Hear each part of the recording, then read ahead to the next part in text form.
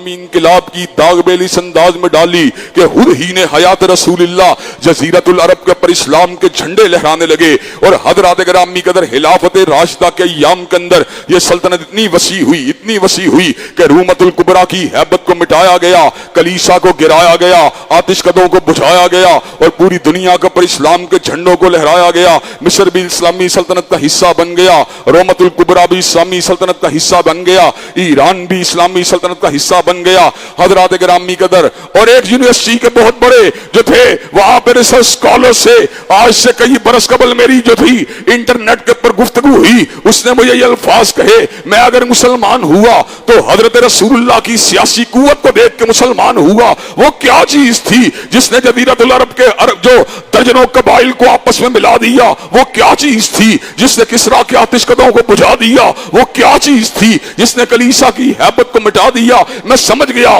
یہ انقلاب جس نے کائنات میں قائم کیا کوئی دنیاوی رہنما نہیں ہو سکتا، بلکہ یہ اللہ تبارک و تعالیٰ کا رسول ہے، یہ اللہ تبارک و تعالیٰ کا پیغمبر ہے، یہ اللہ تبارک و تعالیٰ کا بھیجا ہوا نبی ہے۔ اس کی جو ہے اس کی فتوحات کو دیکھ کر، اور اس کی تلوار کی ضرب کو دیکھ کر، اور اس کے فداکاروں کے انداز کو دیکھ کر، اور ان کے اتوار کو دیکھ کر، ان کے جلووں کو دیکھ کر، اور ان کی استقامتوں کو دیکھ کر، ان کی جرأت گفتار کو دیکھ کر، ان کی جرأت کردار کو دیکھ کر، ان کی عسکریت کو دیکھ کر، ان کی استقامت کو دیکھ کر، ان کی جرأت و بہادری کو دیکھ کر مجھے یہ سمجھ آ گئی یہ قافلہ کسی عام انسان کا قافلہ نہیں بلکہ حضرت رسول اللہ کا قافلہ ہے۔